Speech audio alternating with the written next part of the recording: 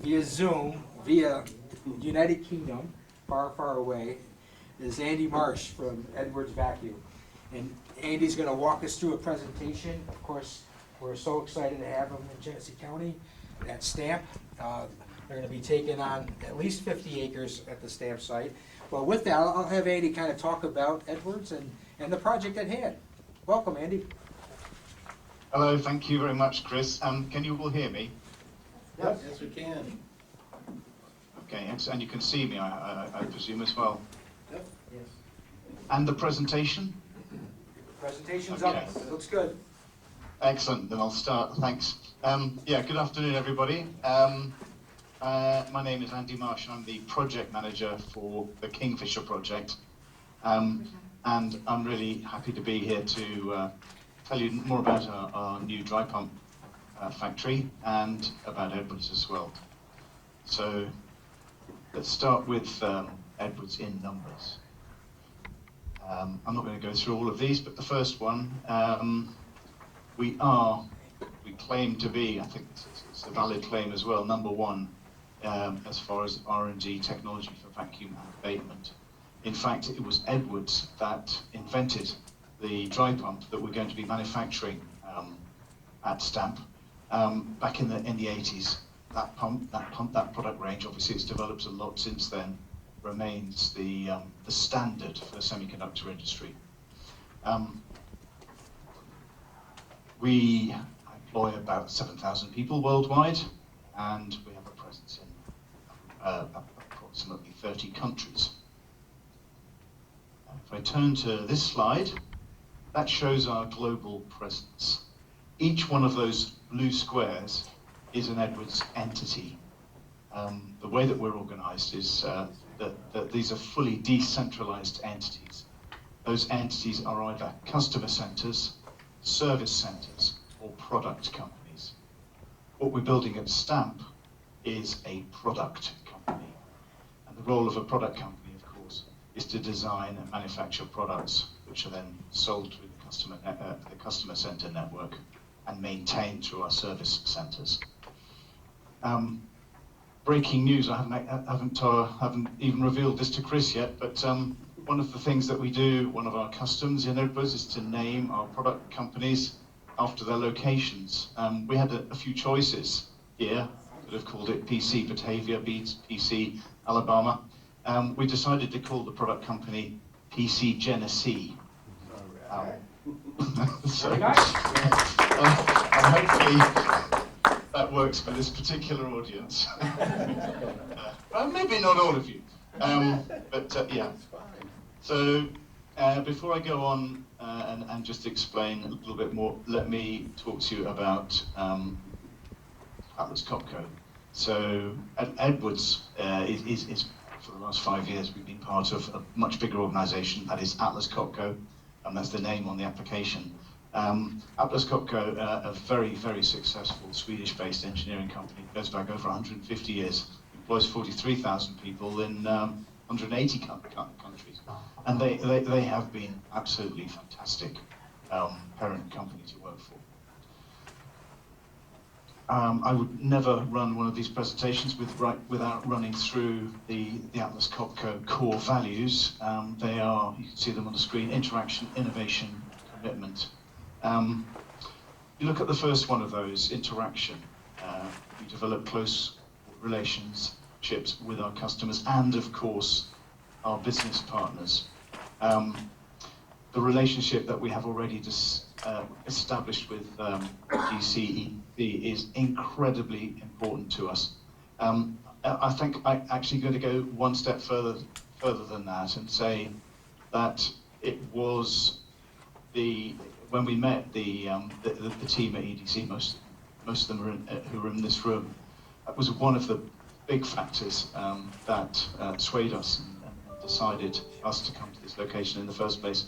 The welcome that we got from Steve and the team, and the professionalism that we were met with was absolutely overwhelming, and you know, it made a huge difference, and that has been maintained ever since. And I'm sure, you know, we know we're going to enjoy that support throughout this project.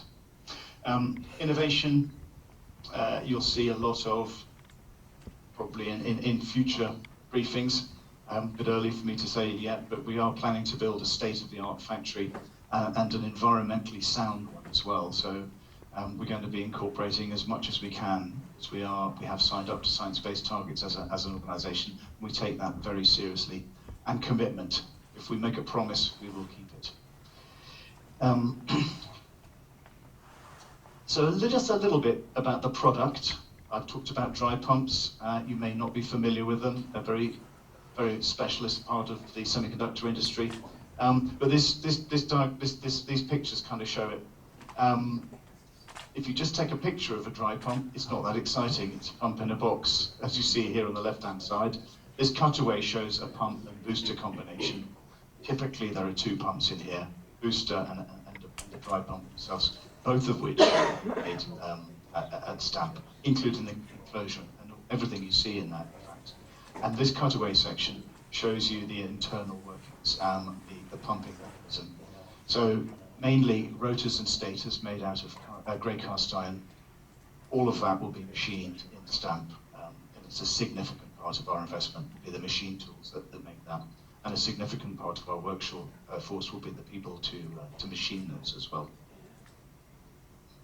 For those who aren't familiar, this is a cross-section of a typical subfab, and the dry pumps that we manufacture are based in the subfab, connected through the waffle floor to the process chambers that were in the clean room. It's impossible to make chips without vacuum, and it's impossible to make vacuum without our pumps.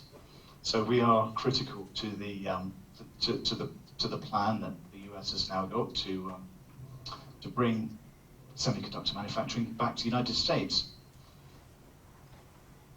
This chart here shows our customers. These are all big semiconductor customers, and they're all our customers. Every single one of those we provide product to. Since the CHIPS Act, we have seen significant investment. I mean, all of this just is in the public domain. I got most of this just by reading all of their press releases. But a phenomenal amount of investment that's going in right now. They'll be needing their product probably 2025, 2026. Our factory in Stamp will be there to supply them. It's not the only factory. Our existing dry pumps are manufactured at the moment in Qingdao in China and Chenan in South Korea. But we add the Kingfisher site, or I should say PC Genesee, to serve the US market. We haven't yet got artist's impressions. So this is the closest thing I could show you. This is the last thing we built. Actually, this is a machining hall in South Korea. But PC Genesee will look something like that. 240,000 square feet. The phase one investment, 212. That is the investment in the time period that we're talking about here, the next 3 years. We're investing 212 million. You see the press releases that went out about the project, it mentioned the number 319, but that's over a 7-year time. I thought this would be interesting to you. It's something very close to my heart, and it shows that the progression within our facilities. We have a very carefully designed career ladder that means it is absolutely possible to move up through the organisation, to join the organisation as an agency or as a temporary worker, and work up to a permanent employee, and then there's the individual steps. Obviously moving operations to engineering, things like that. This isn't just a nice chart. It's actually, we have people in the organisation that have climbed that ladder. There are several of our vice presidents started out as assembly operators. So, it's something that really happens, and we would expect in Stamp no different, to give everyone who joins this company an opportunity to get to the top and beyond. Beyond general management, of course, there's opportunities outside this particular location. And final slide from me. I did promise to do this in 10 minutes so that we can have 5 minutes for questions. Just a little bit about the insight and what brought us here in the first place. These are the four main reasons. Geopolitical, as I've mentioned before, we want to be close to our customers now, so we have this local for local philosophy. And with the advent of the CHIPS Act and our customers investing in America, we just have to be there. It's also the case that the global demand for semiconductors is increasing, so we need to increase capacity. We've got to put capacity in somewhere. We've just built a new facility in South Korea. This is the next one. Financially, it makes very good sense as well. One of the biggest savings is the freight costs, actually. Without this building, without this facility, we would have to import from South Korea, either by air or by sea. Very important to us also are the carbon savings that we achieve by making this move. Significant 7,000 tons of carbon per annum saved by not having to ship from South Korea to US. And we're also, because we're building a more energy efficient facility, we're sorry, I got those the wrong way around tonight. It's 10,000 tons of freight and 7,000 tons because we're going to be using hydroelectric power for the New York Hydropower Company. And then, of course, the fact that we're closer to our customers will result in improved responsiveness, shorter customer lead times, and a shorter supply chain, which we will be moving our entire supply chain to the United States over time. Okay. That gives us a little time for questions, I think. Right. Great job, Andy. We appreciate that. We'll open it up. Any questions for Andy? I think everyone's really excited. I see the look on everyone's eyes. I think you did a thorough job on your presentation. Anything else? Anybody? Good? Great job. Yeah. All right. You don't want to know more about our fantastic factory? Hey Andy, this is Steve Hyde. How are you? Hi Steve, I'm all right, thanks. Nice Good to see you. Sorry we're keeping you out late here. That's okay. It's getting close to his bedtime. Yeah, I know you guys are going to be here, later in the month, and a lot of that's revolving around as we're working with you to architect the workforce development system, Yes. support your efforts. And I know that's near and dear to your heart, given your experiences running plants in the system in prior lives, right? So Yes. I was curious, just give us a little bit of a sense of your guys' focus on workforce development and how you're going to move through that as you develop a plan. Yeah, okay, on workforce development, it's a good question. We obviously need to develop relationships. One of the other things that we're really impressed with actually is the connections that you guys have. That has been phenomenal. As you know, we did a webinar earlier, just before Christmas. Right. It's 24 organizations, local organizations, and we've had responses back from 17 of those that we'll be engaging with. One of the things that we are concerned about is our ability to attract certain skilled positions. I've already mentioned machining. This facility will comprise a big machining hall, 60-odd machine tools, and we'll need a skilled workforce. So what Tony is working with local technical colleges on courses that we can actually train our own CNC operators. We believe we can do that. And so that's mainly the topic for the next visit. Unfortunately, I won't be able to join that one, but yeah, I think an absolutely outstanding response from the region. The fact that we've managed to engage with so many organisations, it gives me great confidence that we're going to be able to find the right people to work in this facility. Yeah. So your timeline was to be supplying the industry here by 2025, so that's Yes. pretty aggressive to design, build a plant, get everybody trained up and Yes. I was given this project on the 1st of May last year, and the point at which they gave me this project, I mean, up until that point, it was just a line on a PowerPoint saying perhaps we ought to consider a new product company in America. by the time I got the project, we were already too late. We should have started this a year ago. Absolutely right. And we're going to have to work really hard to catch the big install when all of those fabrication plants that you saw on that slide start filling their subfabs. We do have a backup, of course, if in that we've got a facility in South Korea, so the backstop will be that we supply some of the early pumps, perhaps from South Korea. That would be a fail as far as I'm concerned. I'd like to supply everything out of America into America. It's a very tight timescale. You're absolutely right. So, building on that, Andy, this is Steve again. What's your goals? What's your current plan for when you'd like to break ground? When would you like to basically complete the plant and start ramping? And then 25 is to try to hit full production, right? Yeah, we've got a. It depends. We haven't yet selected our developer. We're very close to that now. Right. And I know one of them's in the room, so I can't say too much. Hello again. Yeah, Just saying. We're very close to that point.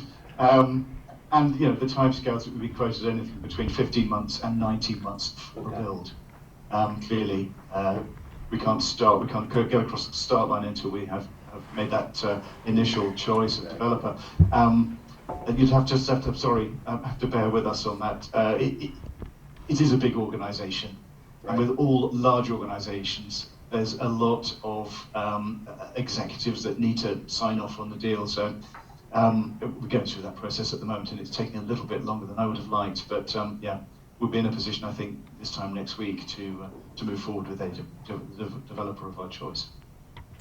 Hey Andy, it's Mark. Just if you give people just kind of an idea of the size of and weight of your finished product of a dry pump itself, like how big is the product and how it comes out? Yeah, I'm a bit rusty on this, but the weight. Hang on a second. Let me just stop my presentation. I'll be with you in a second. I'm just going to look something up, if that's all right. While you're doing that, I think there's. Got it? We lost him. Oh, he disconnected. We lost them. See, Mark? No. That question, you blew him away with it. Anything to keep us on schedule. I asked a difficult question. Mark? You win the prize for the hardest question. That's all right. That's a good way to get out of a Zoom meeting though. Hang on, let me look something up. Oh, he's back. He's back. Hit that, I gotta look that up. Hit the end button. All right, Andy. So sorry. I am sorry, and I didn't do that just because it was a difficult question. We're blaming Mark anyway, so don't worry about it. Pressed the wrong button. No, our pumps weigh anything between 350 kilos and half a ton, 500 kilos. And believe it or not, we're supplying most of them to the United States by air. Which is why our carbon footprint is so, the savings are so high. Right. It's 90% by, and the reason that we're having to supply by air is because it takes so long to install excess capacity, and the semiconductor market is ramping so quickly that we're constantly struggling to catch up. It hasn't helped that supply chain has been very, very difficult for the last year and a bit as well. So we're having to, in order to get them to our customers on a little bit closer to when they needed them, we're having to supply by air. All of that changes, of course, with this, with Kingfisher and other. It's a reason why we have to do this quickly, because it's a big waste of energy what we're doing. Very good.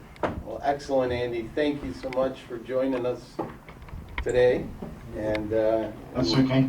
we're delighted to have you with us. And Chris, anything else you want to add? I can't wait for you to come back to Genesee County. We'll see you next month, it sounds like. So We'll be back in February, yes. so looking forward to Good that. to see you. So thank you again. Have a good night. Thanks. Appreciate you taking the time to do this All tonight. right. Right, Andy. Bye. Thanks. Thanks, bud. We'll see you.